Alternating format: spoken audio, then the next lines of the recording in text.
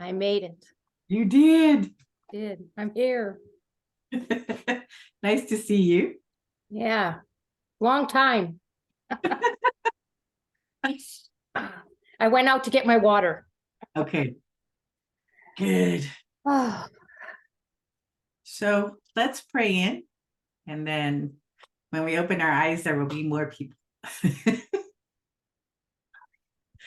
All right, so as we close our eyes, let's engage Mula Bandha. Let's push the shoulders back.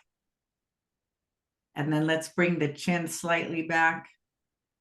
And then with our eyes closed, looking up at the center of the forehead. And let's take a deep breath in from 2 feet above our heads into our belly through the nose. And then let's exhale through the soles of the feet.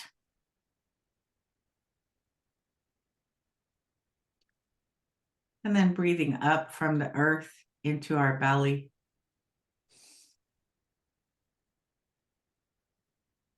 And exhaling through our crown.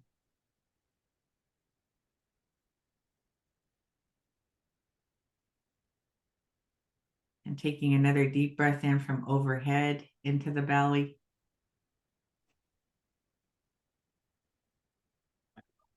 And exhaling down into the earth.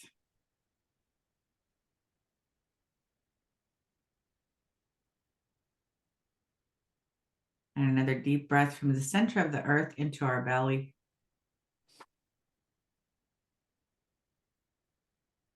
And exhaling.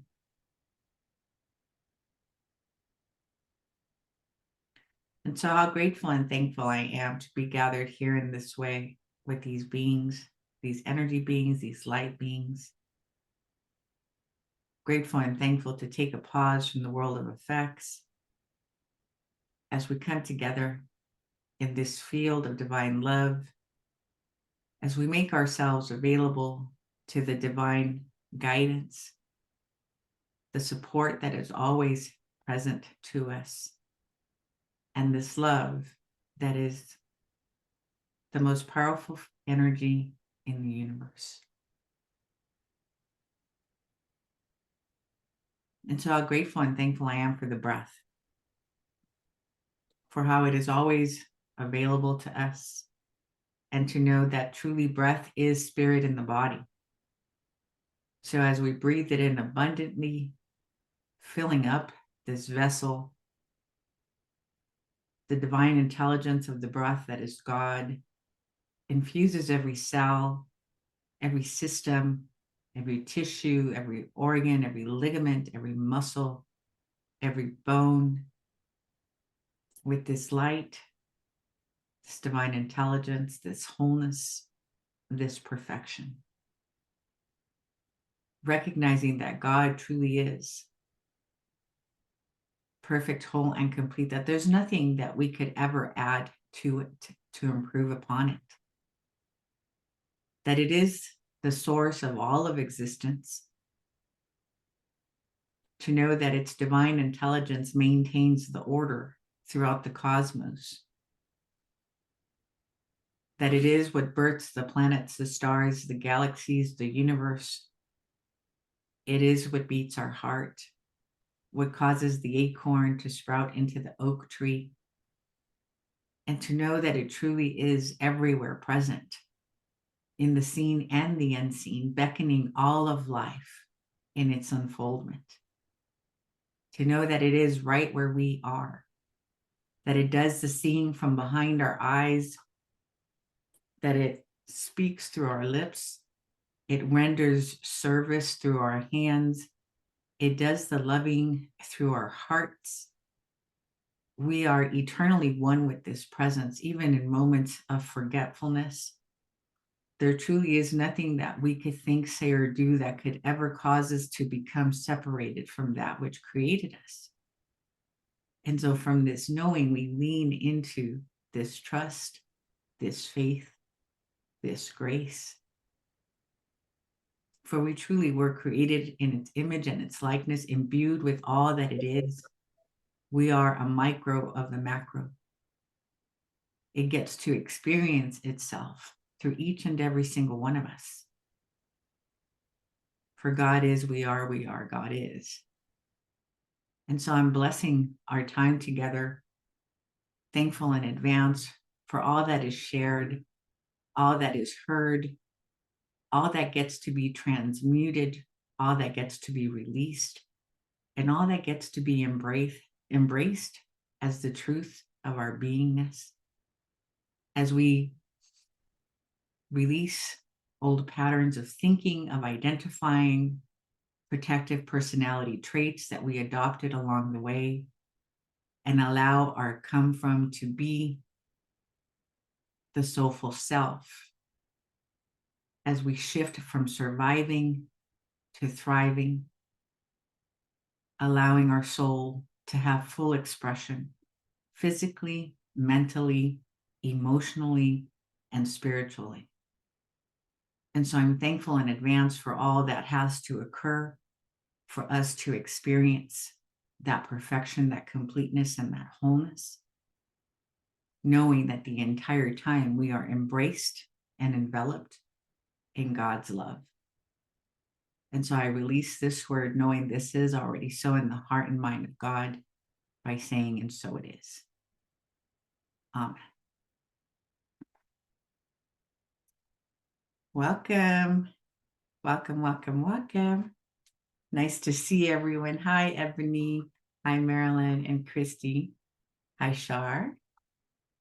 So, chapter 6. Hi, Henry. So, the clearing code.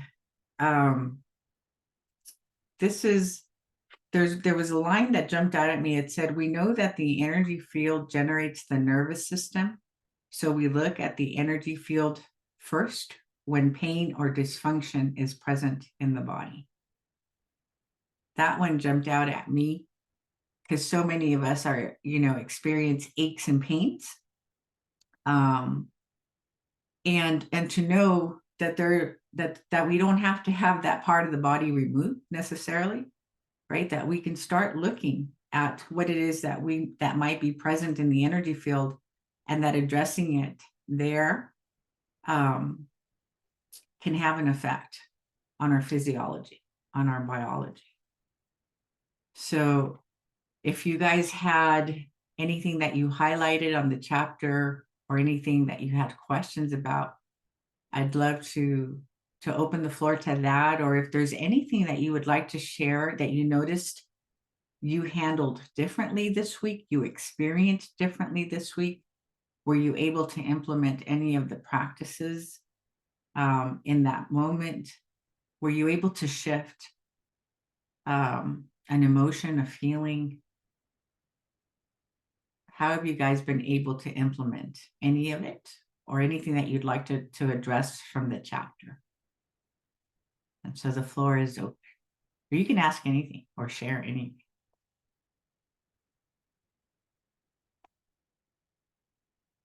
Ebony? Hello, everyone. So this week was interesting for me because I had something happen at work that I didn't agree with. I wasn't in alignment with what happened, but it was beyond my control. And so far, since I've been in the course, I was able to go into central channel breathing and find like peace. But this week I was not. Like, I could not let go of it. But I will say that I was able to view both. Like, I almost felt like I had a bird's eye view of both emotions. Like, I'm understanding that I'm angry about this. But then it was very difficult to discern whether I was trying to push it away and fix it and make it go away, and I'm supposed to breathe and it's going to solve all the problems, but I was still riled up by it, and I'm still quite riled up by it. So I guess I'm kind of shocked, and like, I don't know, like, I'm just like, I'm still not over it, and is that okay? And what do I do Yeah, with, you know? Yes, because part of the practice for us when we come at it at the level of the energy is, can I be present with whatever the emotion is that is showing up, right? Because we tend to make room for happiness, joy, excitement, but whenever sadness or anger, shame or guilt or frustration show up, we want to make it go away, and we want it to go away quickly, right? So part of how all of the emotions are equally beneficial to us, as uncomfortable as they are, especially because of the arena that we're all hanging out in. And as we're having insights, ahas, we're expanding, right? So the universe does this. The universe expands and then it contracts. And the universe expands and then it contracts. So all of us are a part of nature, or a part of the universe. So you and I have an awakening. We see things differently. We shed an old identity. That's expansion.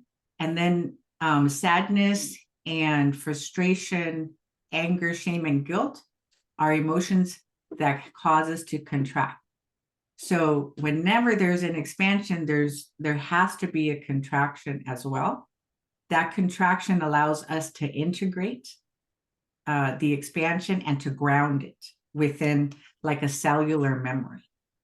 So the invitation is, can I begin to just allow myself to be aware, even if I'm not fully on board with it yet, that those other emotions are serving me to ground, because there's been a lot of expansion. That's one perspective, right? The second level to that is, can I learn how to be present with myself, right? Can I allow the space for the anger, for the sadness? Can I just bring love to myself while I'm feeling these things? And then give it whatever time it needs, right? But trying to retract my attention from out there to in here. And being unconditionally present with myself, not beating myself up because I haven't been able to dissipate it, right? Yeah, because that's what I'm like. I'm doing this work, I'm studying, and this is not going away. So, okay, that I needed to hear that. Let's put it that way. Right. And then there are things that we view, because we've been conditioned to view things as right or wrong, good or bad, since we were very, very young. We're now retraining ourselves to view things from what Dr. Sue refers to as the grand neutrality. Can I observe something without needing to label it as good or bad, right or wrong, and just view it from this neutral position? And that doesn't mean that I ignore something.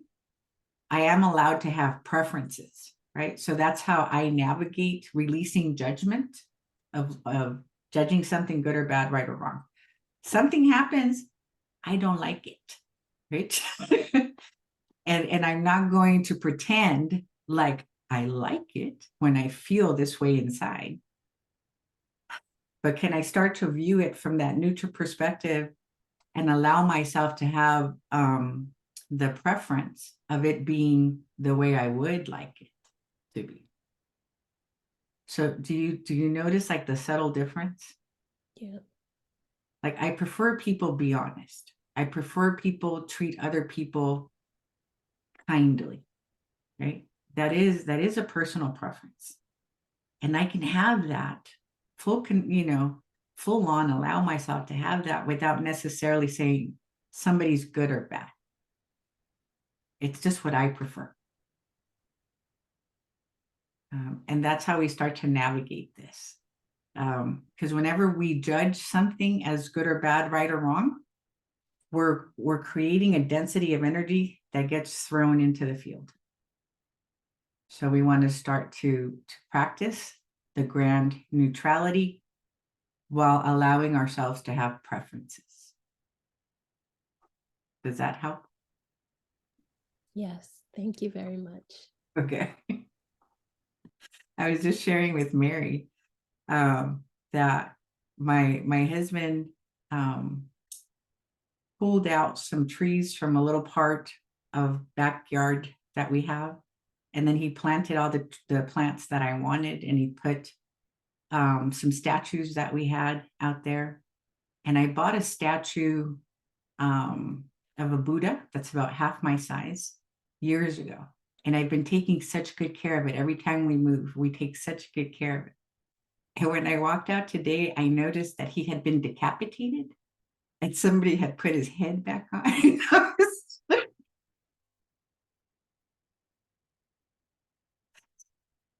And at first I thought it was the neighbor. I was blaming the neighbor. So when he came home, I asked him, I'm like, who killed the Buddha? And he's like, and I go, why didn't you say something? And he goes, because I didn't want you to be mad. And I was like, I probably would have been upset, but it took me by surprise, right? So I had to go out into the patio, squeeze Mulamanda, start central channel breathing, right? And the upset was still there, but I knew that the second that I came here to class with you, I was going to feel better. And that's true. So I'm like, okay, I can let it go. Doesn't mean I like it, but I prefer my Buddha have a head.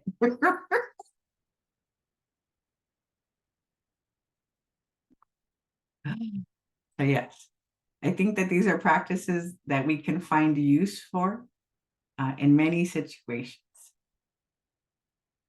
And it prevented somebody else from being decapitated.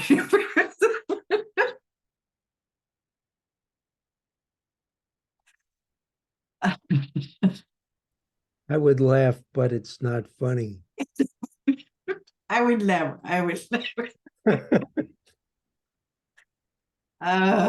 Okay. Who else would like to share a comment, a question, an observation?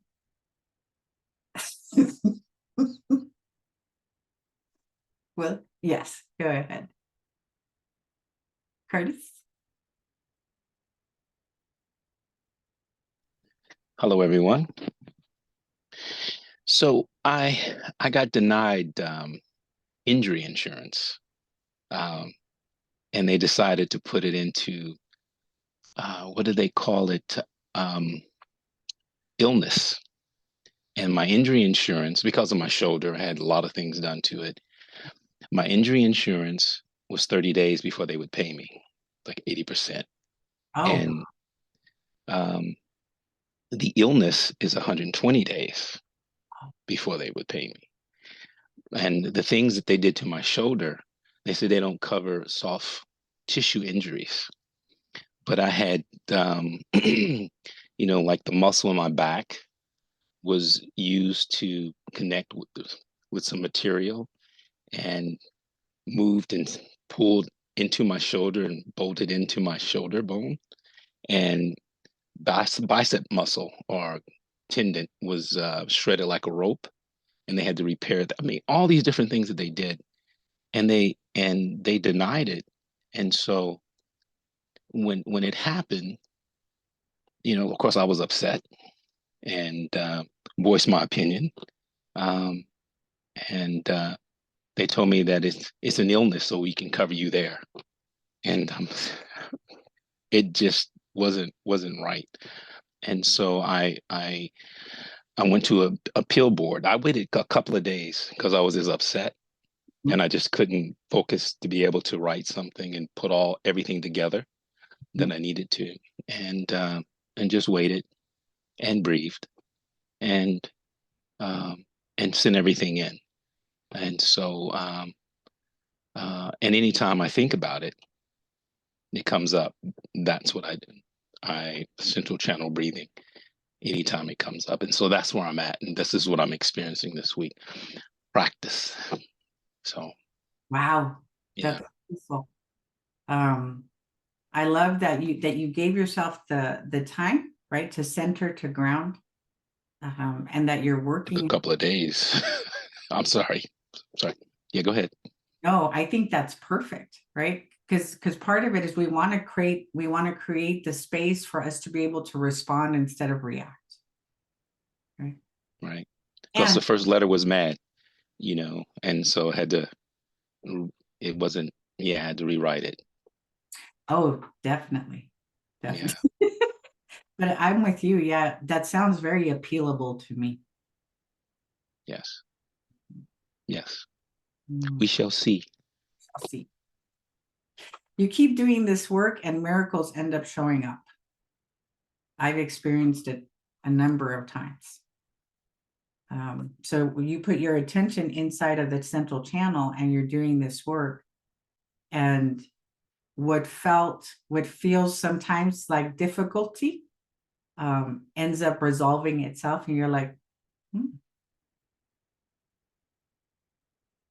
But what else comes to me when it first took place, and I got off the phone and I'm sitting there, I'm like, okay, this is an opportunity to practice.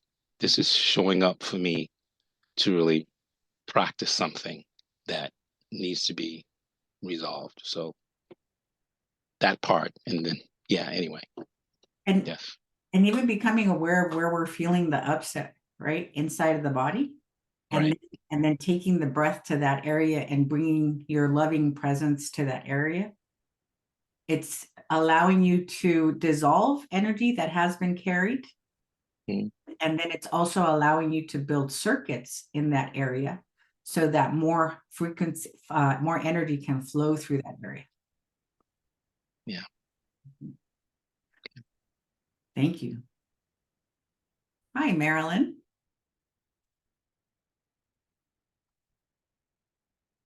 Hello everyone. It's good to see everybody. What was coming up for me this week or last week was I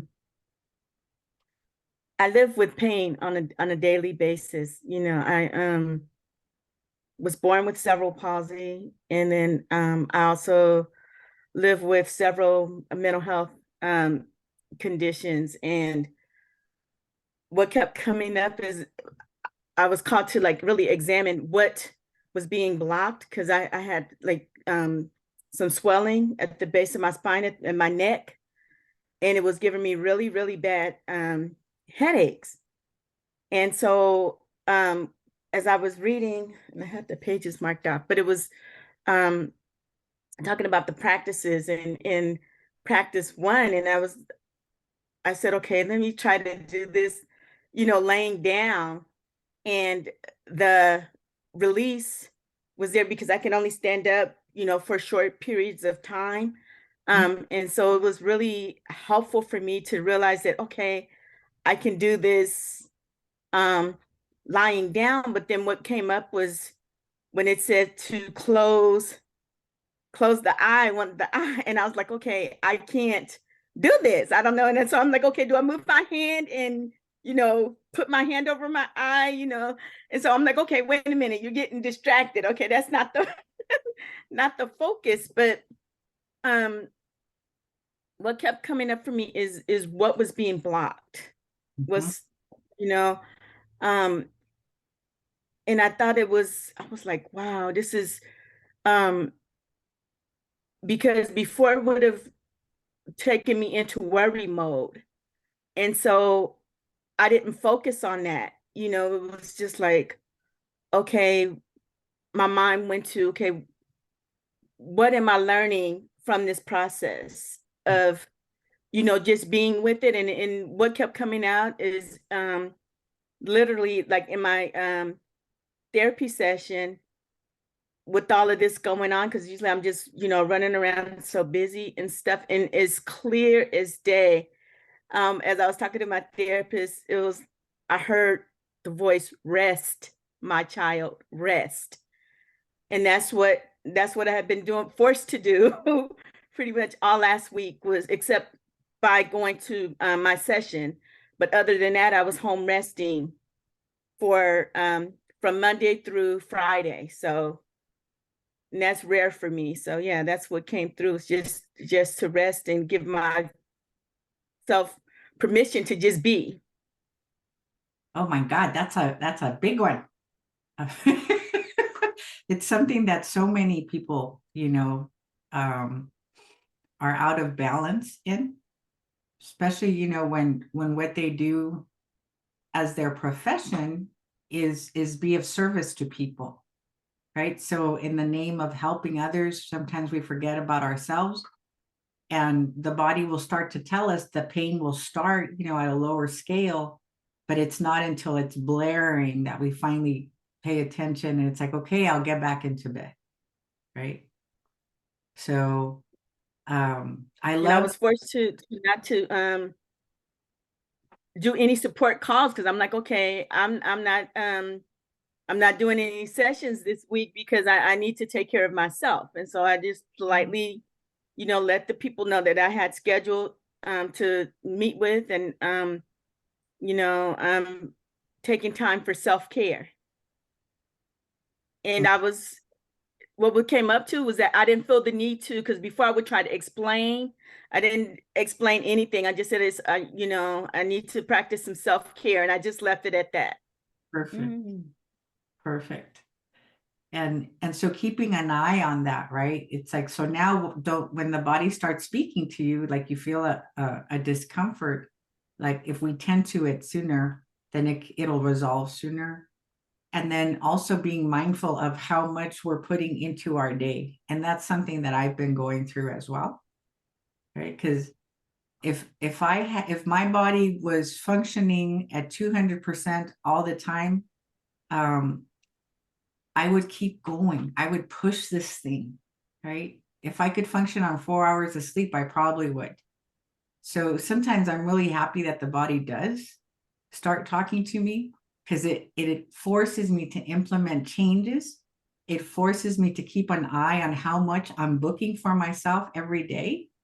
And then starting to look at, what am I doing daily as a form of self-care for myself, right? Am I allowing enough time to eat, better foods? Am I getting outside at least for like a 20-minute walk to feel the sun on my face? So all of these things are things that we start to look at. And like I said, so long as we're not leaving ourselves out of the equation, then it doesn't have to force us to do it. So better do it voluntarily. Yeah. But I love that, Marilyn. That's wonderful. And I had heard someone else say that they had done the clearing from their bed as well in the past. So I'm so glad that it helped. Thank you. Hi, Shar.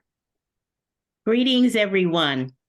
So I have a question, an observation and a question, and it's about breathing. So my observation is I know that I hold my breath, like when I go to an exercise class, the instructor will say, and breathe, and breathe. So I know that I hold my breath.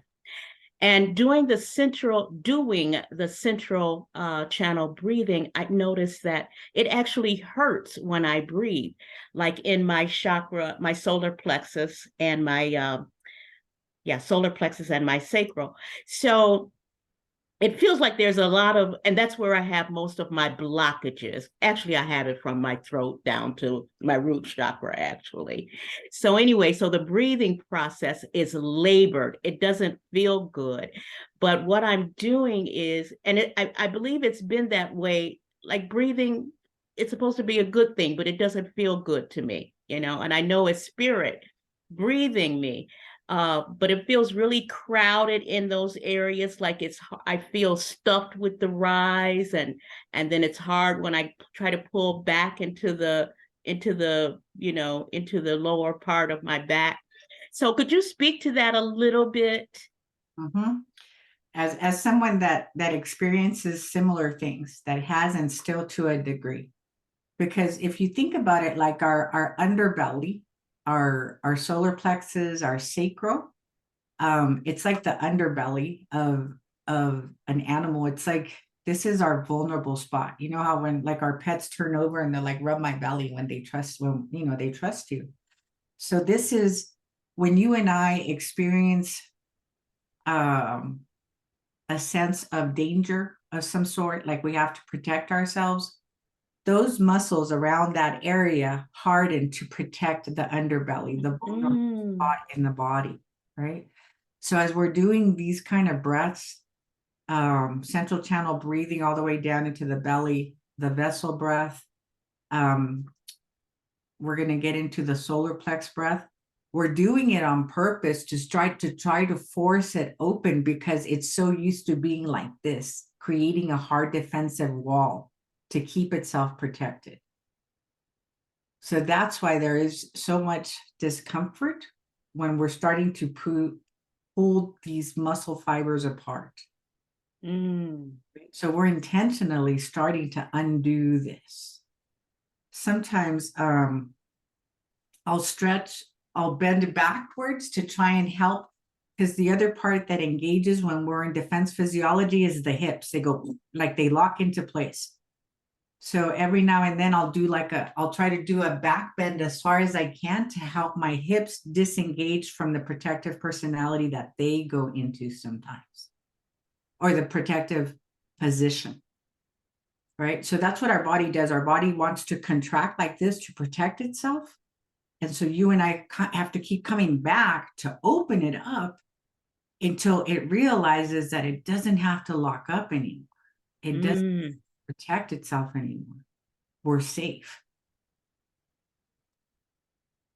That's beautiful. Okay, that explains so much. Thank you, thank you, thank you. Absolutely. Thank you for the question. Great question. Mary?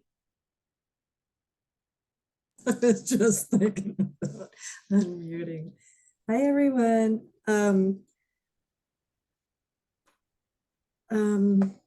This class up to this chapter has been a bit of a struggle for me because I'm retired now and my life now is very comfortable, very mellow. I get to do what I want to do. I get to take however much time I do to do it.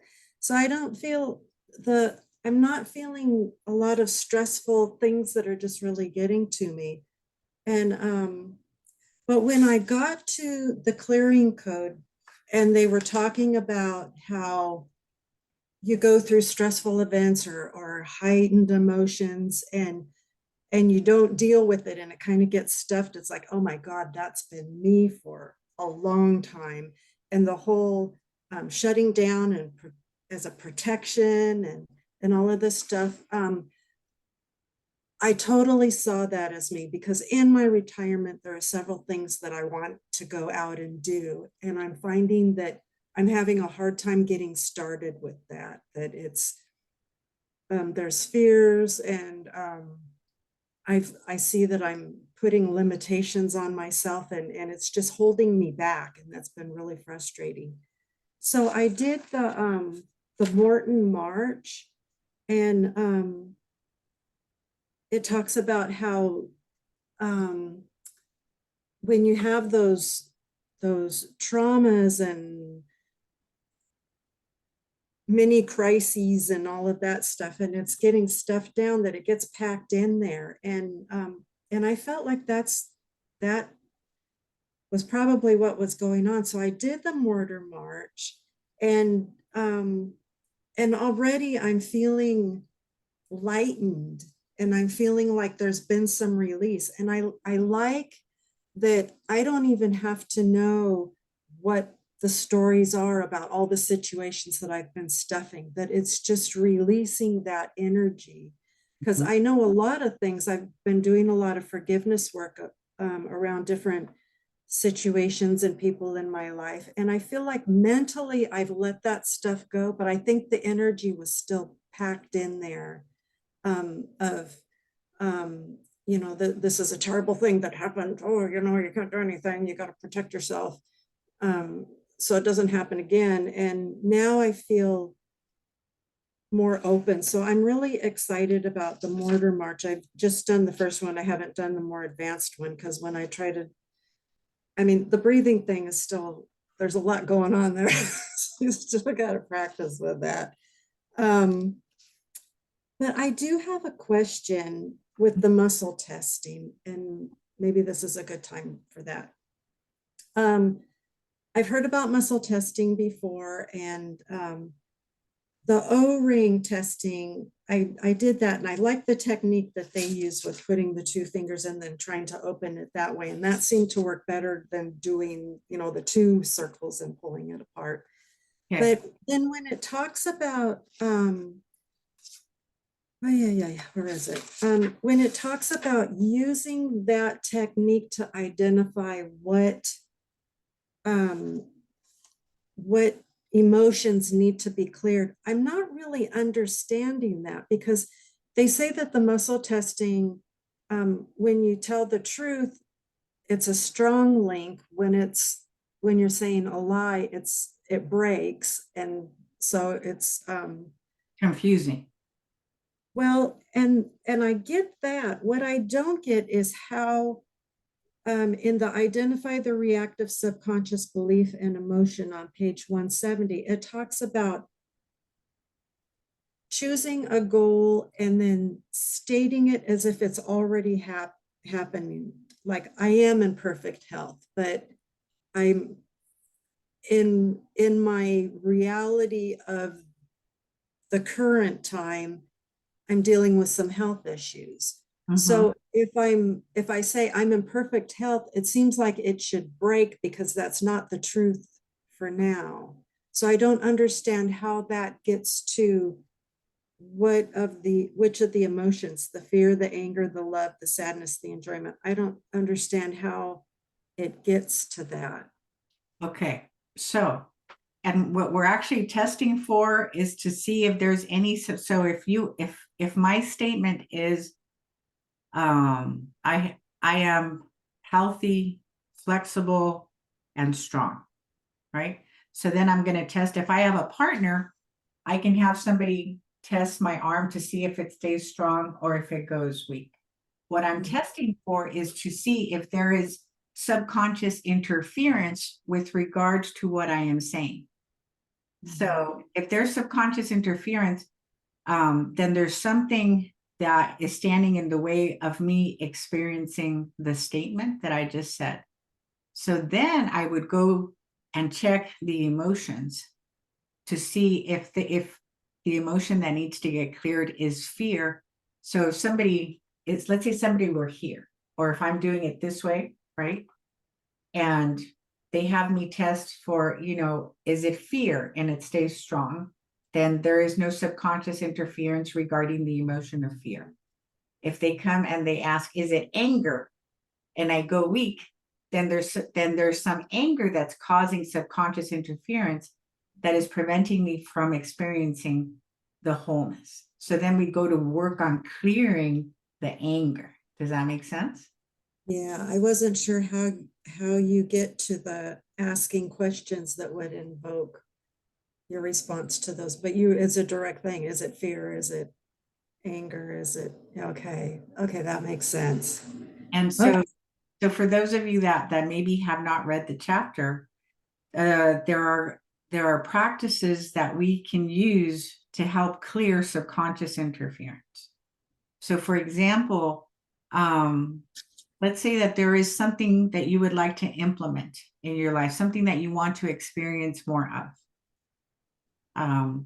So think of something that you would like to experience more of. You can write it down so that you don't forget, right? So if it's health, vitality, energy, and let's do it together. Some people, you know, I would like to experience more abundance, more peace, more time, more joy. What is it that you would like to experience more of in your life? And then write it down in the positive. I am healthy,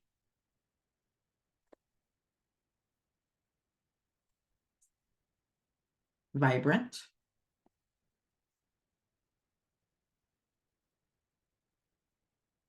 and flexible. I would love to be flexible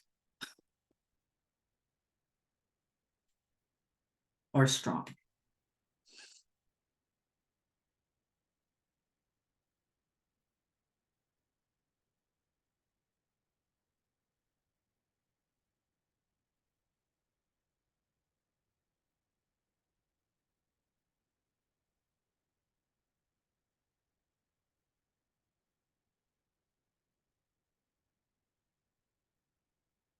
And we're going to do the more detailed exercise. We're going to do the Empire step, because once you know how to do this one, it'll be even easier to do the other one.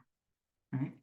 So, but we're going to start at the beginning. So does anyone need clarity around their statement? Do you want to share your statement to make sure it's in the positive and the affirmative?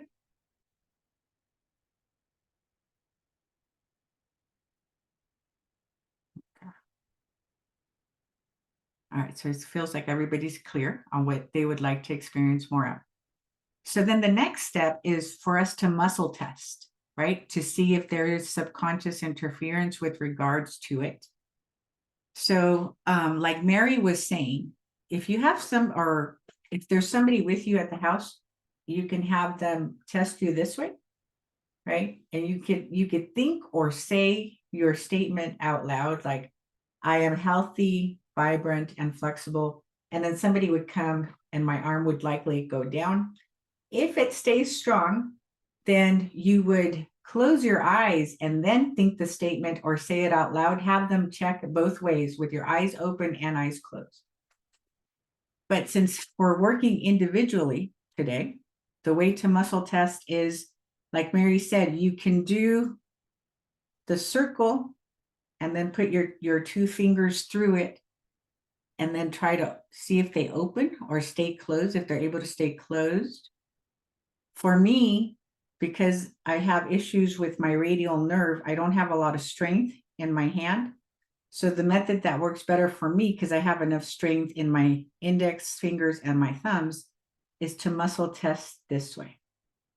So, for example, if you say your name, like my name is, and you say it out loud, and then you test this way or this way, see if it stays strong. So my name is Cynthia. It stays strong with my eyes open. And then I'm going to do it with my eyes closed. My name is Cynthia, and it stays strong.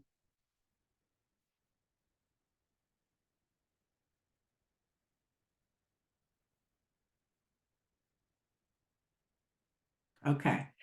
So there's no subconscious interference. That is the case, right? So it stays strong for me. Did it stay strong for everybody? And so we can try it again, whichever method you want to try, whether it's this one of putting your fingers through the circle or the rings. See which one you like better. Do you like this one better? Where you get like a chain link? Try that. If the other one didn't work for you, try that one. Okay. So with your eyes open, saying my name is, and then you say it and see if it stays strong. And then do it with your eyes closed. My name is Cynthia. And does it stay strong? Okay.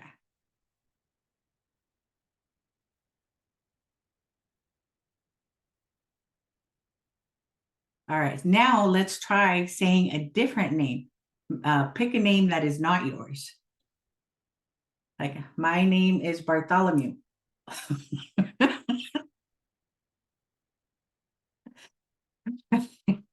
And there's definitely subconscious interference with regards to that, right? My name is Bartholomew. So Reverend Cindy, yes. sometimes, I mean, my fingers are really strong, and sometimes when I say the lie, it doesn't break. Mhm. Do I need to focus on what I'm saying and not on my fingers? Is that what I'm doing? Yes. Okay, focus on what I'm saying. Okay. Yep. So for me, this method works better. If neither of these two methods work for you, you can also use your whole body. I ask my body to show me yes, it goes forward. I ask it, show me no, it goes back. My name is Cynthia. I go forward. My name is Bartholomew. I go back. So you could use your whole body for this as well. Right? If neither of these two hand testing methods work for you, the body is almost like a pendulum. Okay, so now we're gonna muscle test in whatever way feels more comfortable to you, and know that you don't have to do it too strongly, right? Just enough pressure to feel the difference between a yes or a no. Let's practice that first. Show me a yes, solid. Show me a no, breaks. Show me a clear, or show me subconscious interference. Yes, or no, show me, yeah, subconscious interference and it breaks. Show me clear subconscious and it stays solid. So we can, okay. All right. So what did I test earlier? Oh, I know. My mind had been telling me I wanted to take a year off from helping in practitioner studies at Agape next term. So I had made up my mind that I wasn't gonna participate next year because I want to do some projects. But they sent me a text when I was in the middle of a session with the client. And so I said, am I assisting in prac next year? And I got a yes. So I was like, okay, I'll help. So sometimes I use muscle testing to see if something is for me or not for me as well. Right? Like we can use it for everything. So now saying your statement out loud. I am healthy. Let's see, mine is I am healthy, vibrant, and flexible. That's breaking. There's subconscious interference for me. So say your statement and then muscle test. If it stays strong, then muscle test with your eyes closed while saying the statement.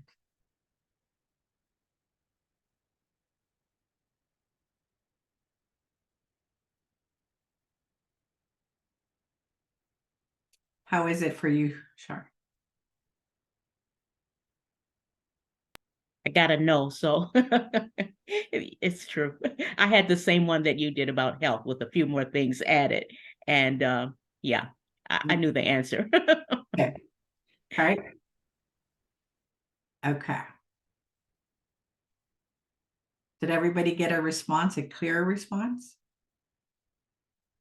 Okay. How about you, Bruce?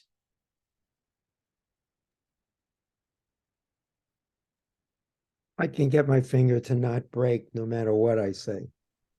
Okay. Even with your name, my name is Bruce. Yeah, it won't break. I mean, it won't break the.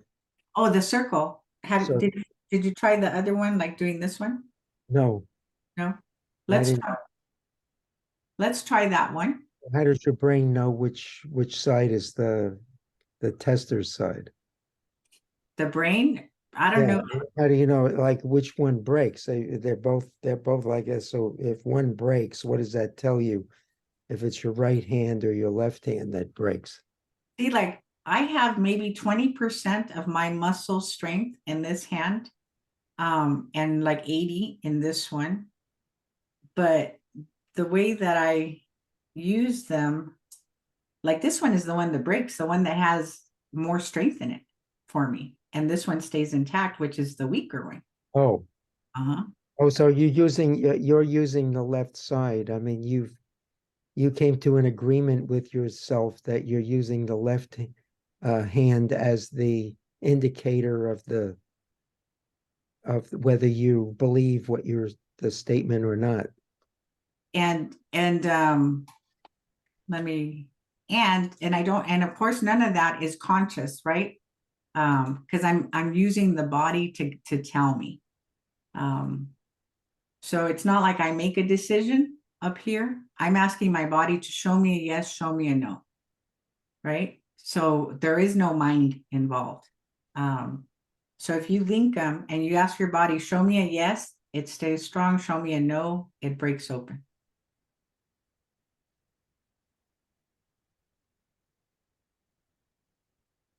Did it work? I think so. I'll have to do it a few times. Yeah, this Yeah, I think I think I have to practice, but I just got to the point where it didn't matter what I We're said. doing- It was not breaking. Not- Right. So we want to start tapping into the body where we can understand what it's saying to us. So your body may have a different way of telling you yes, telling you no, Right. right? So yeah, it does require practice because you're getting on the same page as the body. All right. But even still, let's just assume that there is subconscious interference, right, with our goals, the things that we would like to experience more of. So then there are 5 emotions that are the foundation for every other emotion and 1 action that causes subconscious interference. So the acronym is fear. So F is F is for fear, A is for anger. Is that right? Yes. Yes. I'm like, bury my throat. Yes, okay. Oh no, it's false judgment. That's the acronym. Sorry. So the acronym is false, FALSE, and then the word judgment. So the F in false stands for fear. The A is for anger. When we get to the letter L, it's for love. When we get to the letter S, we're testing for sadness. When we get to the letter E, we're testing for enjoyment, and I'll explain all of these in a moment. And then the 1 action that we do that causes subconscious interference is judgment, right? So the first 5 are emotions. The last one is an action.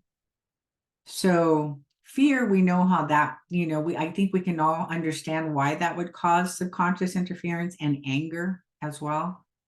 But you might be wondering, how can love cause subconscious interference?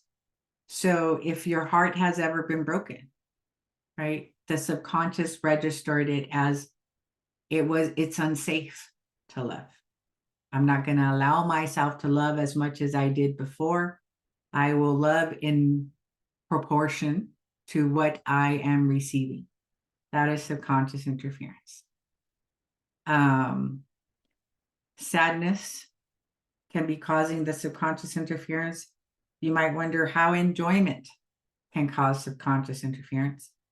And Dr. Sue's famous story is that when she was 3, she drew a picture for her mom, but she drew it on the dining room wall with a crayon, and it got her in trouble. So in her subconscious, it registered as, don't ever have fun because it gets you in trouble, right? So that's how enjoyment. So enjoyment got registered as dangerous, right? So now, whenever you start to have fun, and all of a sudden your energy shifts and you're like, I gotta go, I shouldn't be doing this.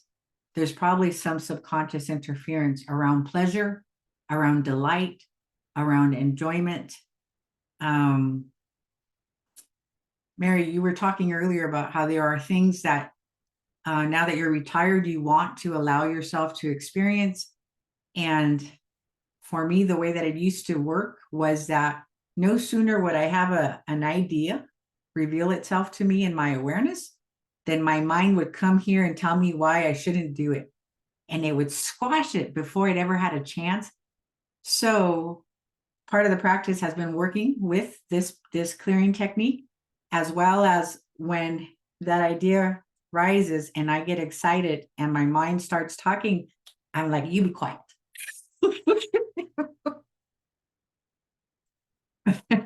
It's like, I heard you and I don't care what you have to say. I'm going to do it anyway.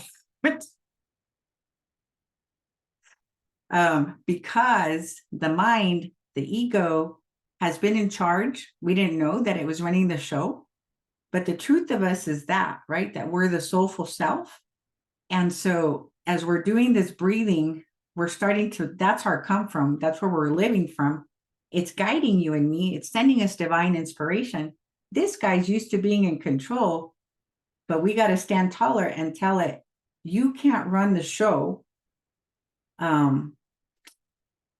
I can't be in service to you. You have to be in service to me. And then it'll retreat. Right? The higher self cannot be in service to the mind. It has to be the other way around. So fear, anger, love, sadness, and judgment are the things that we are testing for. Like I was sharing earlier, whenever I judge, and I thought that I was doing the right thing, right? Poor Jesse. I remember when we were in a class together in self-awareness with Reverend Cheryl, and he was in excruciating pain. We didn't know that there was something going on with his gallbladder. And he had eaten a pork burrito just before class. And I was like, you know, you shouldn't be eating pork, blah, blah. And so, but I thought, because that's how I was raised, right? Like to point out what you're doing wrong so that you can change it. It was just how I was brought up and conditioned. So this judging, I didn't realize that as I was judging his action, I was creating subconscious interference for myself. Right? Not only was I not being compassionate towards him, but now I'm creating additional subconscious interference for me. So can I view something, right, from grand neutrality, his choices, you know, and hold somebody in compassion as they're going through something without forming a judgment?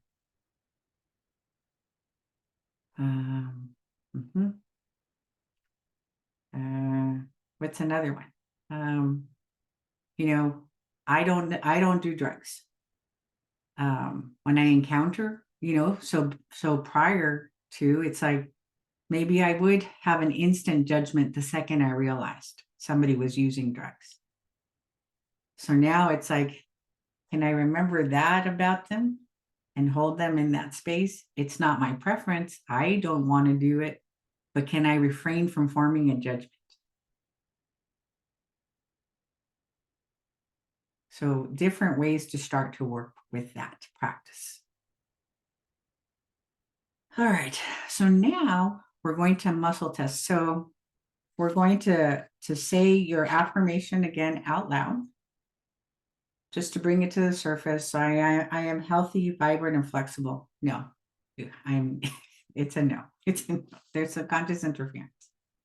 So now we're going to test to see which of these 5 emotions and 1 action is causing subconscious interference. So go ahead and do your muscle testing position. And I'm going to ask, okay, so is it fear? Is it anger? Is it love? So on the one that it breaks, write it down. Is it sadness? Is it enjoyment? Is it judgment? And you might have more than one that it breaks on. I really didn't want it to be enjoyment, so I was working really hard for not to break. It makes sense though, doesn't it? Yeah. Did anybody have more than one that it broke on? Yes, I did. And I have a question about, mine was fear and judgment, and it was around the health as well. So is affirmation. So is the judgment towards myself? It usually, however we are with ourselves is how we treat how we are in life, right? So if I'm critical about me, God help you, right? If you cross my path and catch me on a bad day, because I'll probably talk to you the way I talk to myself. Mm-hmm. So usually we are even harsher with ourselves than with others.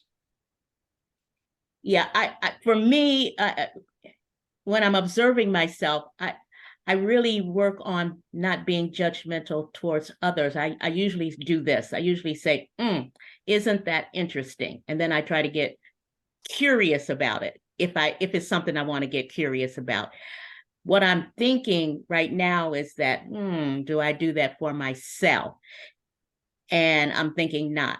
The other thing I'm thinking is this and this now, because I've made some growth around the judgment piece.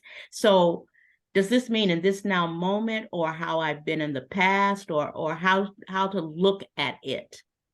So just know that somehow judgment has caused subconscious interference, and it's just simply there in the system. Okay. Whether it was something as recent, as this morning, or 20 years ago, or 30 years ago. Okay. So the mere act, will cause the interference, and it just gets stored in the closet back there. So when does it get cleared? Once we're going to do this exercise tonight. Okay. Hold on. All right. And sometimes, something comes up to get cleared a couple of times. So if we're clear tonight, and let's say that you test tomorrow and it comes up, so you clear it again. And then let's say that you test in 3 or 4 days, and it might come up solid, like it's not an issue, but something else will say, okay, this is now the one that needs to get cleared. Don't look at it as I did something else to cause subconscious interference. The body knows, the body prioritizes. We have a ton of stuff to clear, and it says in this moment, the most important thing to clear is this one. And then we'll do that one, and then we'll do that one, right? And it never overwhelms the system. It does it very gently. Okay. So if you got more than one, we're going to ask, which one is in priority to be cleared right now? And so put your fingers in whatever muscle testing works for you. And then you're going to ask, is it this one?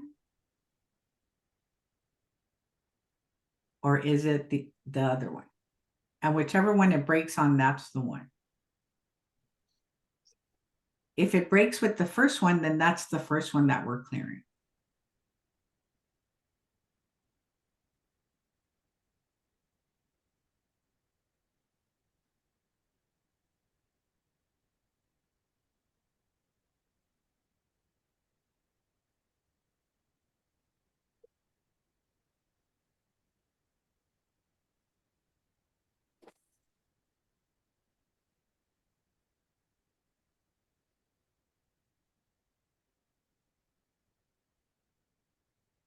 All right. So for me, love and judgment came up. So now I'm going to ask, is it love and it stays solid? Is it judgment and it breaks on judgment?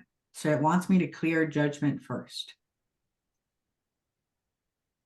And sometimes in clearing the one that's the priority, it ends up taking care of the other one. Because when we come back to muscle test, it's like, oh, that one got taken care of as well.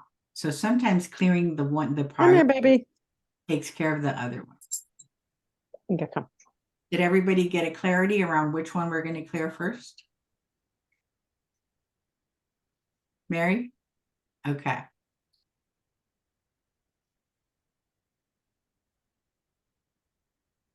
I'm having problems with the muscle testing not being consistent, giving me a consistent outcome. All right. So I'm trusting it. All right. So you got 2, right? Hmm. Or did I got 3. You got 3? Okay. So now we're going to ask, you're going to ask your body which one is in priority to get cleared, and then say the first one and pull. Mm-hmm. And then say the second one, or whichever way you're doing it. And if it stays solid, it's not that one. And then once you get to the third one, see if it breaks on that one. So whichever one breaks first, that's the one that we're clearing. Okay. Okay. Is it? Yeah.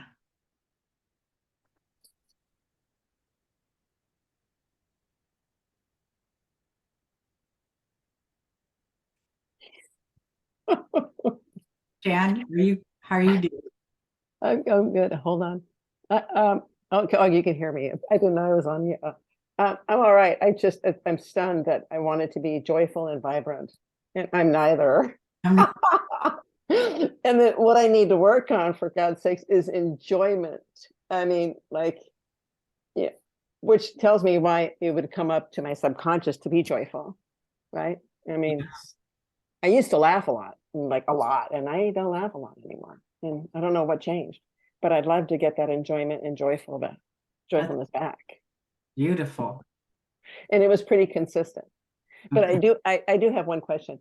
I Yeah. feel like I could will, like if I want something to break, I can make it break. Mhm. It's true, we all can. So it's really about feeling into what the appropriate pressure is without us forcing it. Right?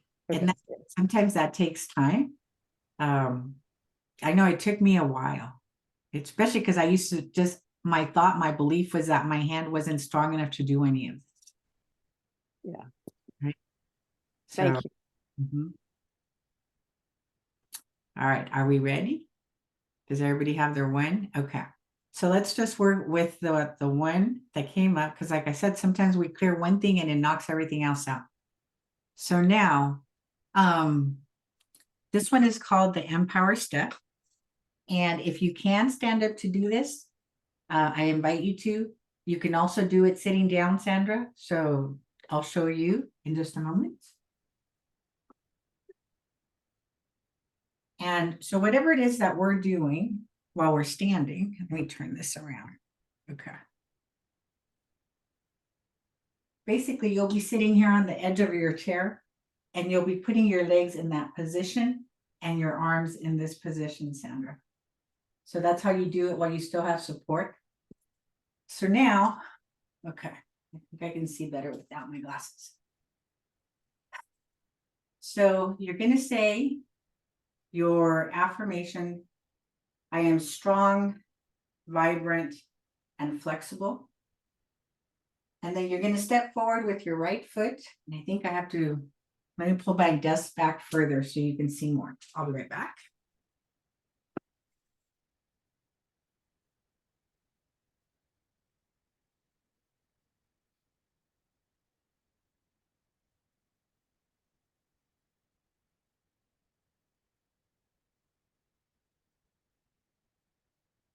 Okay. So we're going to start with the right foot. We're going to step forward. The knee's going to bend a little bit. And then your arms are going to come out in front of you. And we have the right knee bent. So the right arm is going to come to the back at a 45-degree angle. And then you're going to look forward. You're going to tilt your head to the left. And you're going to close the right eye. So you're going to keep the left eye open to look at that thumb in front of you. And then you're going to take a breath in from over your head into your belly. And exhale down into the ground. While you're thinking of your affirmation. And then you're going to breathe up from the ground into your belly. And exhale through your crown. And then you're going to do it one more time. Breathing in from overhead into your belly. And exhaling into the ground.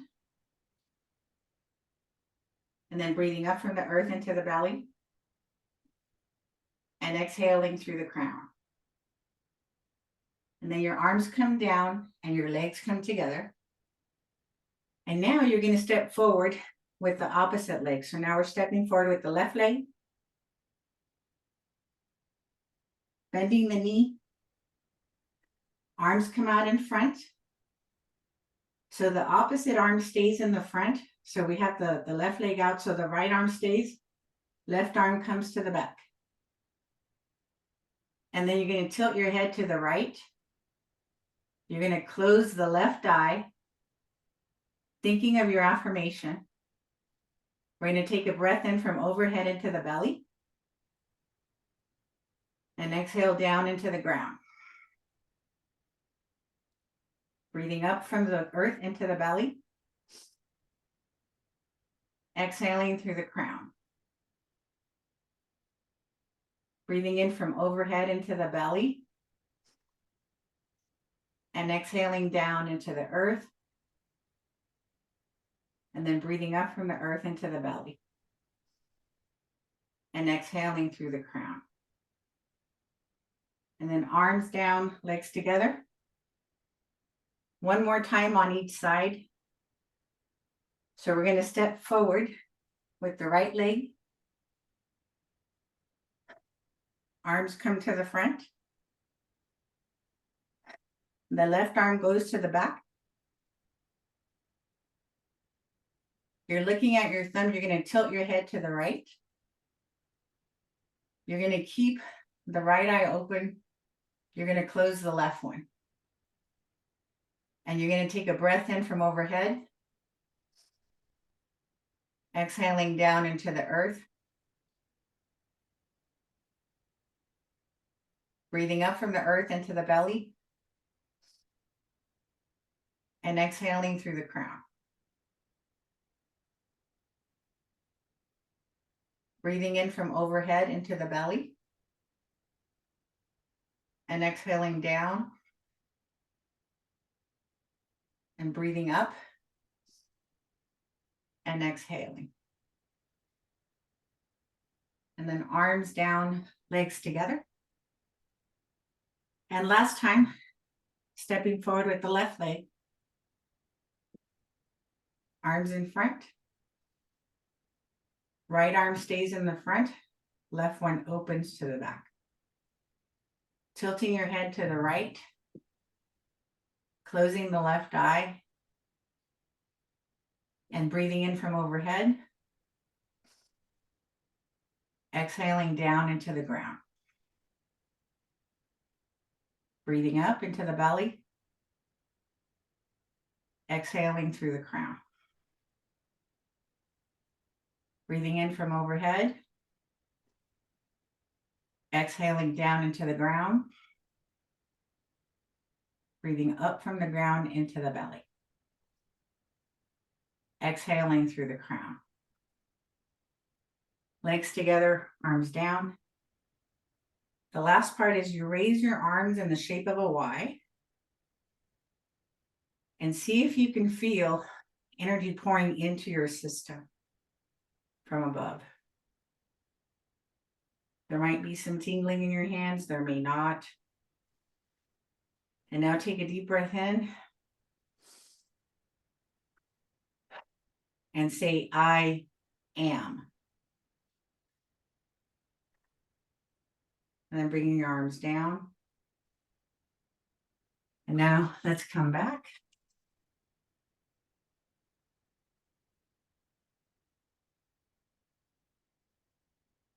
So that's a workout. Let me grab my glasses.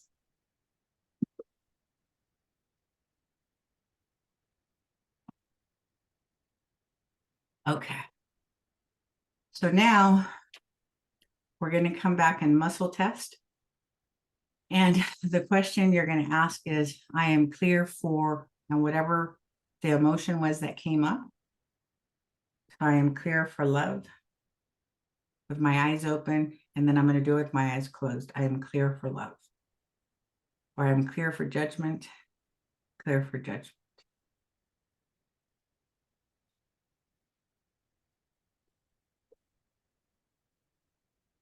And if it still breaks, then we would go back and clear again. So did anybody have it clear? Ebony? Sandra? Okay. So the thing that you can do while you're putting your body in that position is to think of the affirmation, right? And then whatever is causing interference is going to get cleared.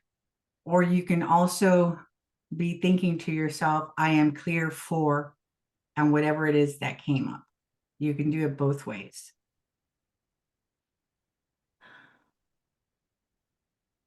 Any comments or questions, you guys, or do you want to do it again? We can. When you do the emotion testing, the fear, anger, love, sadness, enjoyment, judgment, do you say the positive your positive statement at the same time and then ask that question about the emotion? So the way that we do it is first we check to see if there's any subconscious interference preventing me from experiencing that, right? So I am healthy, vibrant, and now it's staying strong. There's nothing causing subconscious interference in this moment for me. That's with my eyes open.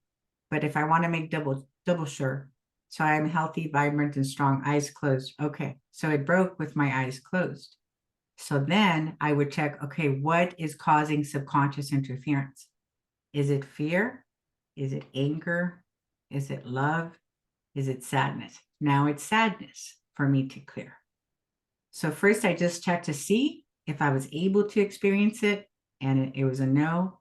Then I'm asking what's causing interference, and now it's sadness. So then I would go, and the other thing I can be saying while I'm doing this or thinking is, I am clear for sadness, right? And I would do, and it's two full central channels. So in, down, up, out is one, and then another time. And then I change directions. And I am clear for sadness, and then 2 central channels. And then one more time on this side, and one more time on this side. So it's twice on each side with 2 full central channels. And then I would come back and I would ask, am I clear for sadness? I open, clear for sadness, eyes closed. Right. Thank you. And it takes a while. Like for me, it took me a long time. I felt like she was asking me to do that position that they do in yoga where they like wrap their hands and wrap their So this is one way to start to check. Sorry. Go ahead. Do we engage all of the chakra points while we're doing that? The 4 anchor points? Yeah. If you can, but even if you don't do this perfectly and know that it still has benefits, it's still effective. So at least doing Mula Bandha and breathing in through the central channel. Okay. Because we definitely can't do the third eye because we're like doing this, right? So if all you do is like open up the heart, you know, while your hands are open like this and engage Mula Bandha and then breathe. And if you can't close your eyes, I think Marilyn was saying that you are totally allowed to do it with your hand. If for some reason you can't close your eye, you can do that. So you can have one arm out this way and one arm doing this, right? Or vice versa. I've seen her talk about that. So this is one way for you to practice doing the subconscious clearing with these foundational emotions and one action. When you guys, if you guys are ever interested in doing a spiritual best session, which is like one of the modalities that I offer, I'm asking permission. So I call it like the lazy way, right? Like, so instead of me doing this all the time at home, I would go to a spiritual best practitioner early on. And then I would lay down in her beautiful bed, her mechanic bed, and then she would talk to my body, or if she did it remotely, she would be muscle testing from her house. And we ask permission to make sure that we have permission from your higher self. I've yet to get a no for helping somebody, for working with someone. And then I have a list of about 100 different emotions. So it tells me which chakra it's stored in. And then I ask it, which out of all of these various emotions are causing subconscious interference. And then I would read the definition of the emotion to you. And I would have you close your eyes and scan your body to see where you just felt activated as I shared that definition with you. And then the next thing that I would do would be that we would be connecting those two chakras together while we were clearing the subconscious interference. So you're still working on your end, even though it's done remotely. I'm having you central channel breathe the whole time. But instead of just working with those 5 foundational ones, like I said, there's a list of like 100. And then I'm also working specifically with your chakras. Wow. So that's what spiritual best is. So this is like the foundational best, and then there's a level on top of that one called spiritual best. So if you guys are ever interested or feel called to work with that, I'd be happy to assist. And do you want to try the other one, the Morter March, the easier one? And like this is one that I do when I just need to get grounded and centered really quick. I'll muscle test myself like before I'm going to do something live on Zoom, teach a class, deliver a talk. And I always want to make sure that I'm centered, grounded, and in my heart. So I'll just check with myself, like I'm centered and grounded in my heart, and I'll do it with my eyes open and my eyes closed. And if it breaks, then we do the Morter March. So we're not testing all those other ones. So think of a state or think of something that you would like to test for or shift right now. And then we're going to do like the abbreviated version.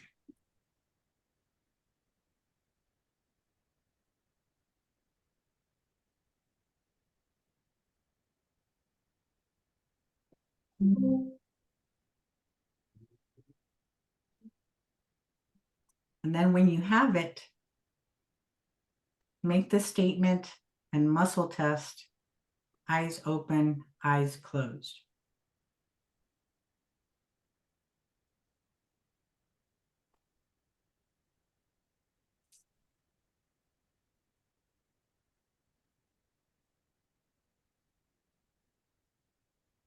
So for me, mine breaks when I close my eyes. I easily ask for what I want. I easily ask for what I want. I easily ask for All right. what I want. I easily ask for So now this is the shorter version. This one's called Empower Step. So, and you can do this from your chair too. So instead of going through all of that stuff, we're going to step forward with the right leg. We're positioning the same way. We're bringing our arms out. You're opening up the opposite. So if the right leg is out, that same arm goes back. The opposite arm stays in the front. And then I'm going to tilt my head to the left towards the hand that's extended out. And I'm going to close my right eye.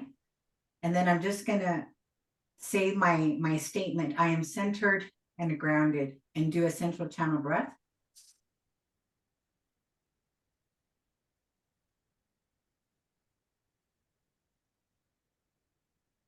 Arms down, opposite side, stepping on the opposite leg.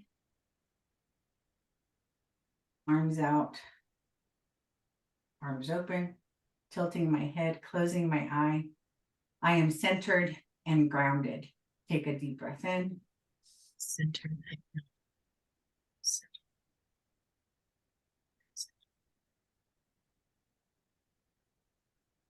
And then changing legs, because it's twice on each side.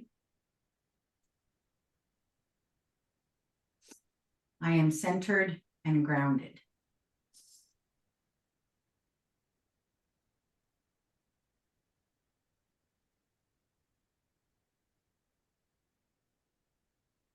Last one.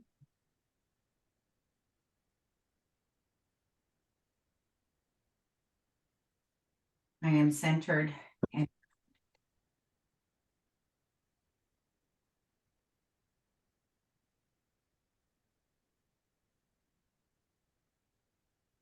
legs together. I am.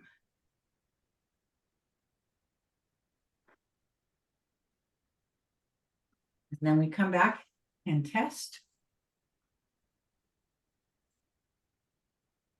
I am centered and grounded. I am centered and grounded. And now I'm ready for class.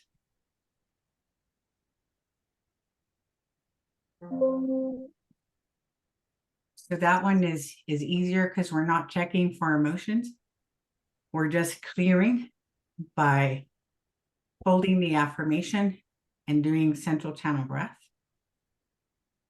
And same thing, twice on each side.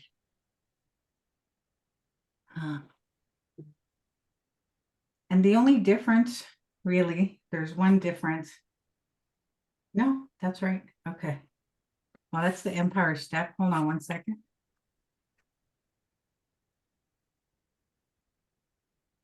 For some reason, okay, yeah. So with the Morter March, one thumb is up and one thumb is down. With Empire step, both thumbs are up. So with the Morter March, this last one, so instead of doing this with Morter March, where we open, you would go like this. So that the thumb would be facing down. And with the other one, the one where we're checking for the emotions, you open this way. Right. Okay. So I think that's really the difference. But Morter March is much easier because we're not going through all the muscle testing of the emotions. When you do the central channel breathing while you're doing those movements, do you do the 4 bandha locks, all of them together, or is it just It's the instructions say to engage the 4 anchor point, but you can't do the eye, right? Because we're closing one, so we can't be looking up there. And so really the only one that I do fully is Mula Bandha, the root lock. oh And then I'm just central channel breathing, and it's just as effective. So initially she's like, engage anchor points, position your body, start central channel breathing, but you can't really keep this one engaged. And this one can kind of stay engaged because we're opening our arms and our chest anyway. yeah. So long as root lock is engaged, the rest of it kind of takes care of itself. Except for this one. So does anybody feel overwhelmed yet? Can I ask a basic question? There's something that I was doing, all these different abdominal breathings. We have the central channel one, then we have the second chakra one that we did last week, and we got the solar plexus one. But when I was reviewing Dr. Morter's videos on these different kinds of breathing, and when I went over the central channel breathing again, I was kind of she said that when you've got your breath out and you're ready to take a breath from under your feet into your belly, that it's preferable to release the Mula Bandha at that point. And then I presumably you lock it back up after your belly is full. But she makes a point of saying that at that point it's actually preferable to relax your Mula Bandha while you're breathing into the belly, but then she doesn't say whether to lock it back up again with you when you're shooting out the blowhole. And I've heard her say that to people that when they're expressing like how, that they're having a hard time doing this. And I think So I think like when if it feels difficult for you, she's saying, okay, let it go for right now. And then as you get better, you're going to be able to engage it and keep it as you're moving. Right.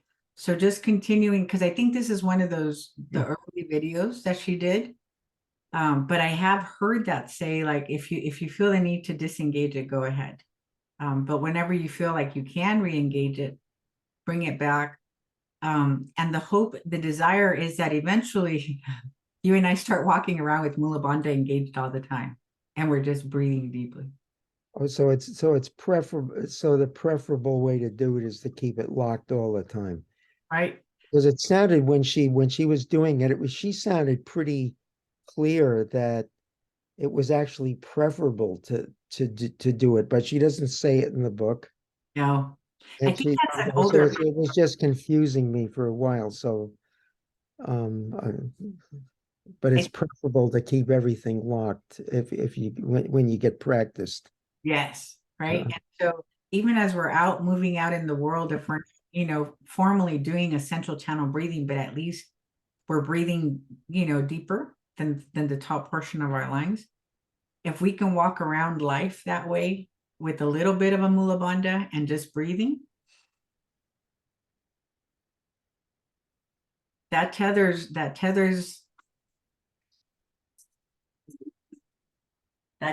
this guy to the base of the spine.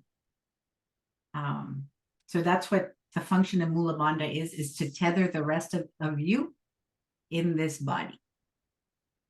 So I like that part of me to be here all the time, right? So it's like I try to walk around with Mula Bandha engaged every time I remember, without walking funny. It gives new meaning to the word tight ass. Yes.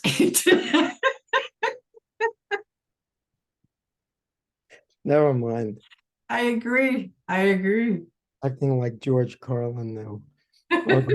Laughter is good. And I like that we don't have to take this stuff so seriously because it's somewhat complicated. So I appreciate the element, right? Of humor to this. How is that for you guys? I know we have to get comfortable, right? Working with the body. And Christy, we haven't heard from you. How are you?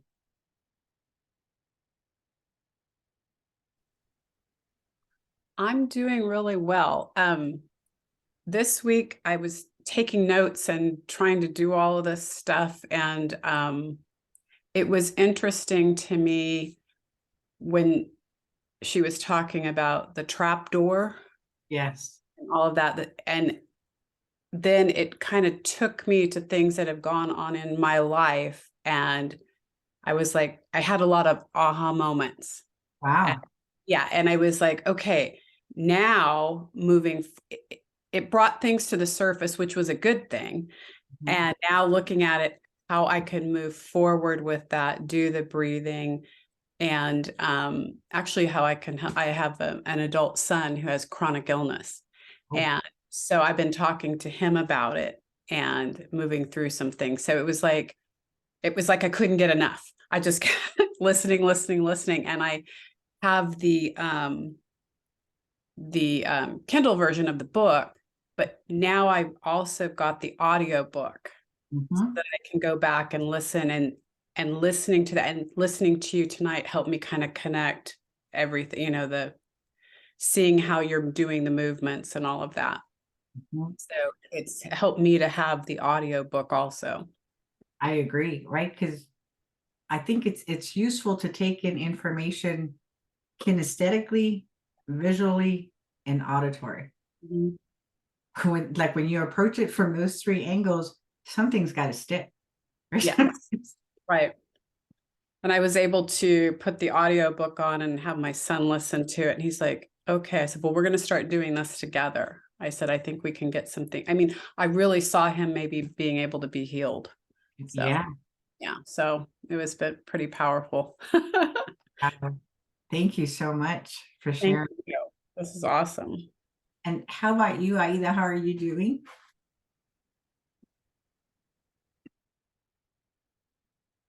I'm doing well. It's helped, all of these practices and revisiting them have helped so much with a new situation around my health that has come up. But the discussion at the very beginning around, is it Marilyn who shared? I appreciated so much that Marilyn was sharing around saying yes to her self-care, because when one person says yes, it gives all of us permission to do the same.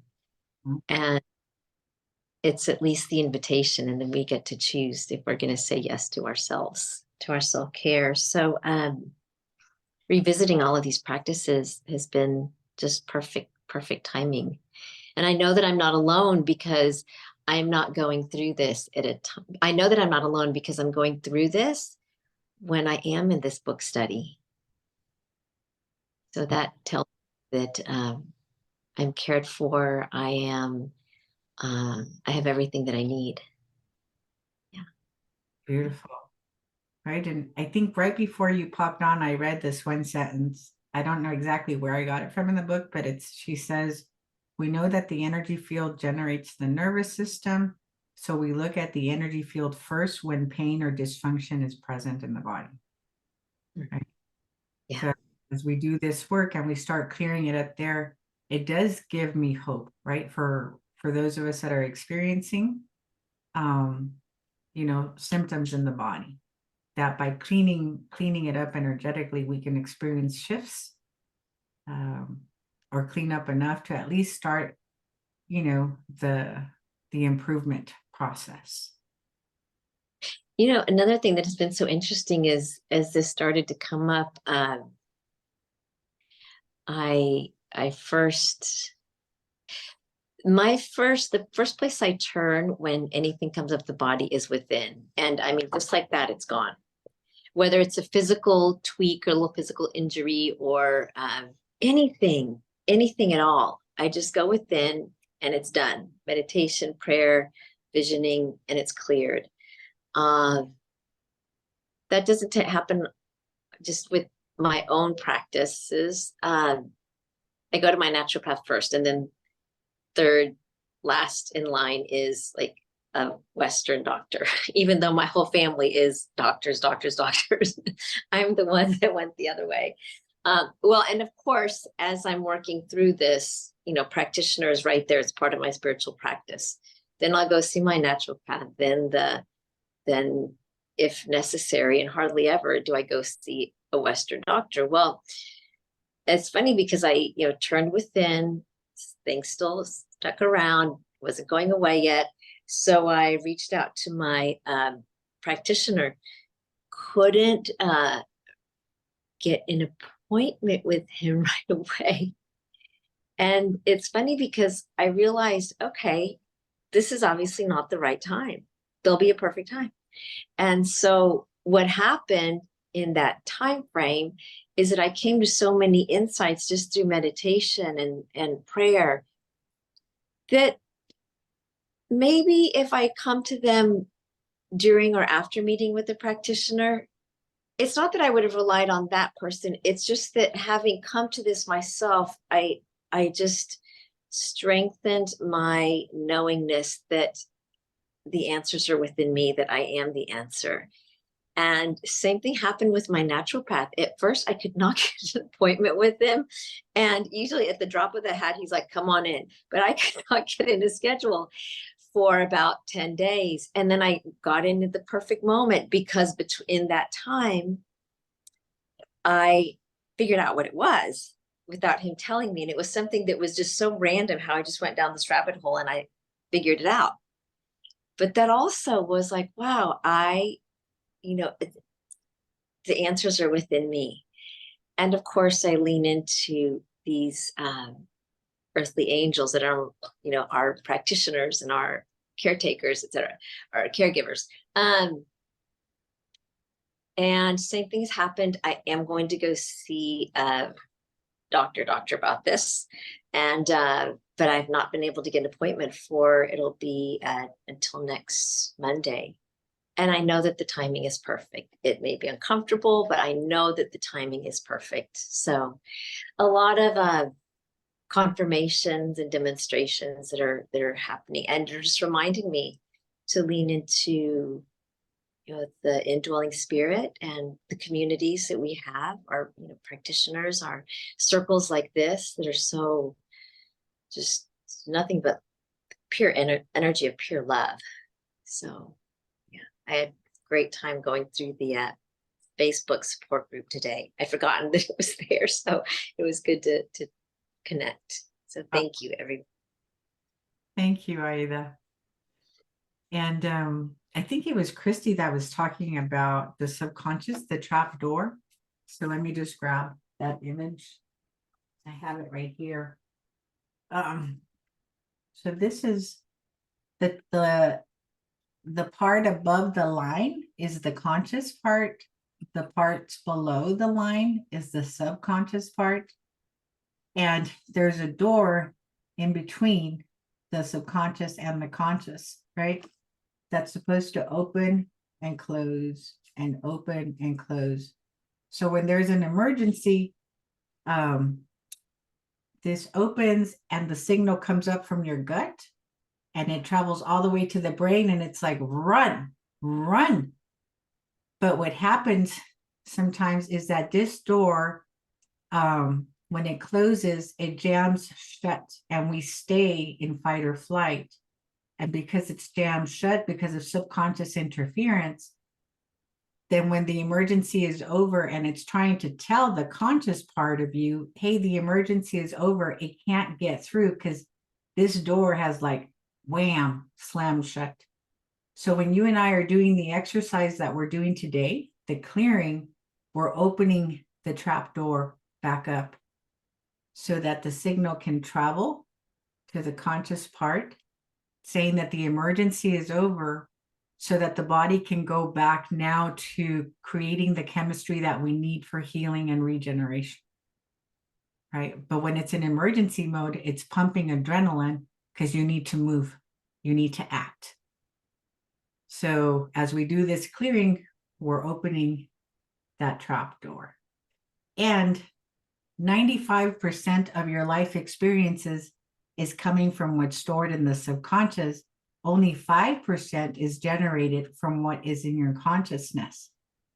So as you and I start clearing this area, when we do these exercises, then it's going to have an effect, right, on the life that you're experiencing outside of yourself.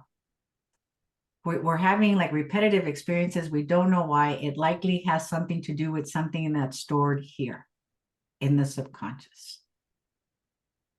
Does that make sense? So, yeah, like Mary, you were saying, you know, difficulty having, like allowing yourself to do things that you want to do. And I used to have that same thing. And I can remember when I was 9 years old, we had moved into a new house and it was humongous. It was a huge house and there was a garage and I was exploring and I found a projector. So I hung up a sign outside of the garage that said 25-cent movies, right? And I created a theater. And when my mom came home, she promptly like kicked everybody out and beat my butt. And so it got wedged in my subconscious, like, don't ever, you know, follow your creativity. Don't do things that are fun for money. Right? So that conditioned me to commit to jobs where I wasn't happy, right? Because it just wasn't jiving with money and fun go together. No, trouble. Don't do that. So then coming into the subconscious and starting to clean this up, right? Now I have a job where I have fun that I enjoy. So that's kind of how the subconscious works. If we're observing our life experiences, and we're just using it as information, we don't like something that's going on out here, then I can come in here and start to see, sometimes my body will tell me, right? I can ask my body, like, what is it that you're trying to tell me based on this experience? and see what insights or information start, rising to the awareness. Right? Because this thing loves us so much that even when you and I don't give it what it needs or the best of care, it shows up every single day for you and me. Right? It does. It's like, it just supports us, whether we give it, premium gas or regular cheap Arco. Like, so can I start to tap into that support and that love that this body has for me? Can I start learning how to speak its language, right? And ask it, what are you trying to tell me? And seeing what reveals itself to you. What is it saying? Is it saying make adjustments in your schedule? Is it saying rest more, like it was saying to Marilyn? Is it saying, can you take me out for some fun? The other day I was at a retreat, and it was a vegan retreat, and so everybody brought snacks to share. And I was eating some fruits, and my body was so delighted, right? I was like, it felt like I was eating the most delicious thing ever on the planet. And I'm like, this is probably how your body wants to eat. Why don't you feed it that way, right? Why don't you give it fresh fruits, more consistently? Why don't you, okay. So no judging, just be loving, be supportive. Listen to it, see what it's trying to tell you at this point. And also another thing that I like to do to work with myself, when something's going on, I'll check in and I'll say, okay, in this moment, I'm okay. And then if I need to, in a few minutes, 5 minutes later, I'm like, okay, I'm still okay. In this moment, I'm okay, right? And I might do that all day long as I'm moving through something. Because when we're checking in with ourselves, for the most part, in this moment, we are okay. And we can build on that. And we can go from a day of just having been okay all day, and we keep creating days that are like that, to, and today I'm happy and I don't even know why. Or there's a joy and I can't put my finger on the why. I'm just starting to feel joy, just because. Or I'm just happy to be alive. Or, you know what, I'm feeling creative. Why don't I do some writing today? Or just start to pay attention. When we start tapping into the soulful self and we start living from that place, it starts to have a very healing effect on all levels, right? On the physical body, the emotional body, the mental body, and the spiritual body. So is it any wonder, right, that the body suffers when this part of us has not been inhabiting the body, right? If we have been one of those individuals whose mind never stops, that we spend all of our time up here constantly thinking, analyzing, trying to figure things out, then we never come all the way in to Mula Bandha, right? To the root, and even beyond, into the legs, into the soles of the feet, and even further than that. The way that I used to think about it was, if we were a tree and these were our roots, but our soulful self was not living inside of this trunk, it was like we rolled up our roots and refused nutrition from the earth and rolled up the branches and says, I want no sun and I want no moisture. And then we wonder why the tree is not in a healthy state. But the second that we start breathing deeply, engaging Mula Bandha, dialoguing with the soulful self, it's like we open up our roots and we're like, let me be supported by the earth. And we unfurl our branches, and I'm like, let me take up that sun, let me take up that moisture. And you and I start to heal on every level. Because not only is the soulful self here, but we're allowing ourselves to be supported from above and below. Right? So that's what we're looking to do, so that we can begin to shift out of emergency and survival and get on the front side of this model where we're thriving, because we don't have to necessarily spend all of our time just trying to be okay.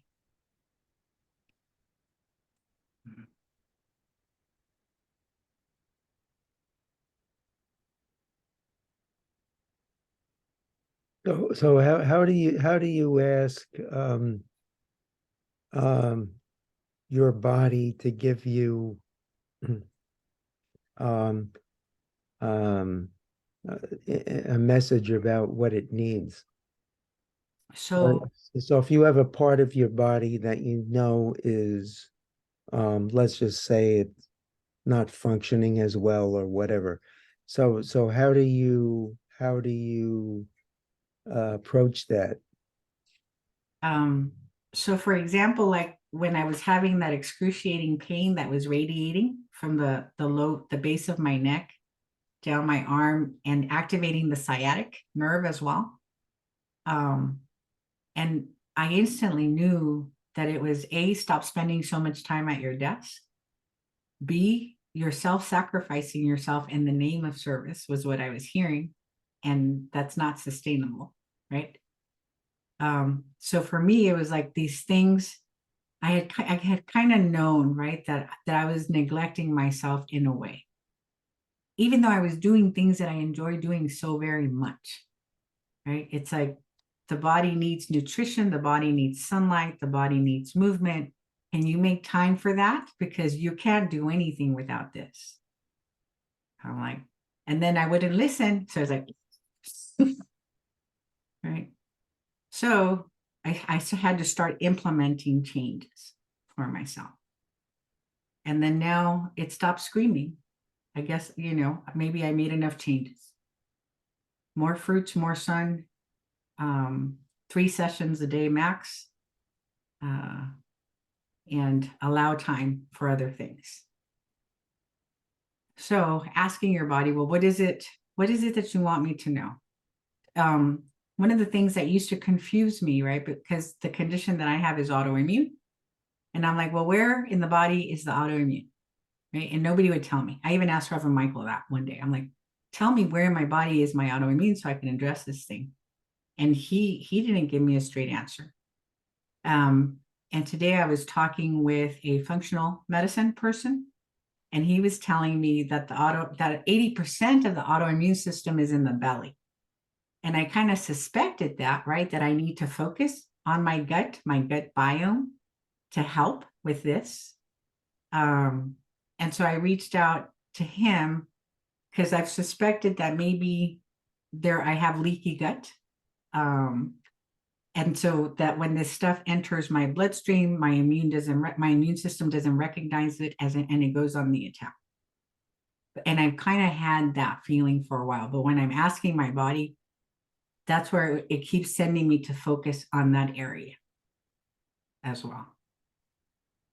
So paying attention to the hunches, right, is a way to start. Mm-hmm. Thank you. Okay. What say you? Anybody? Any other comments or questions?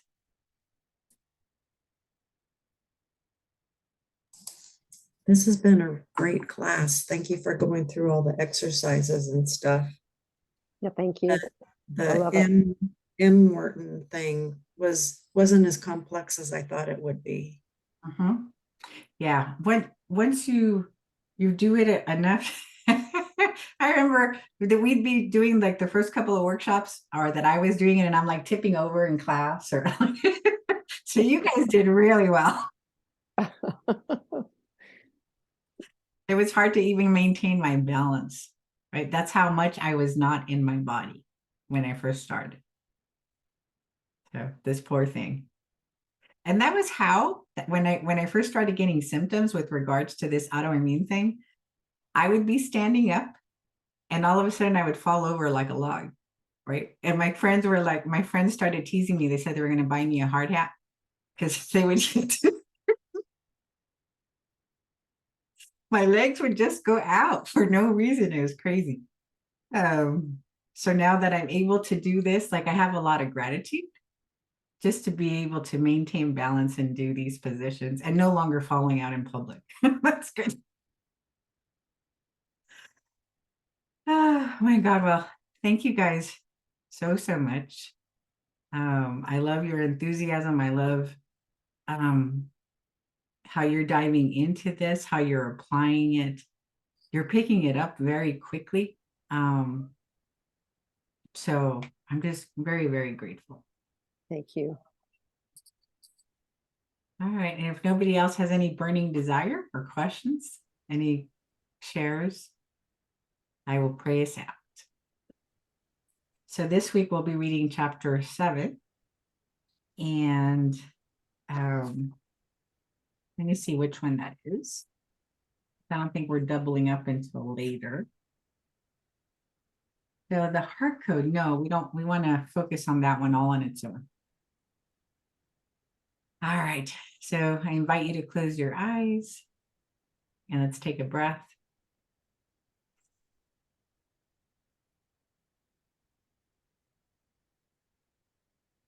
And tell how grateful and thankful I am for our time together, for all of these beings of light, of love.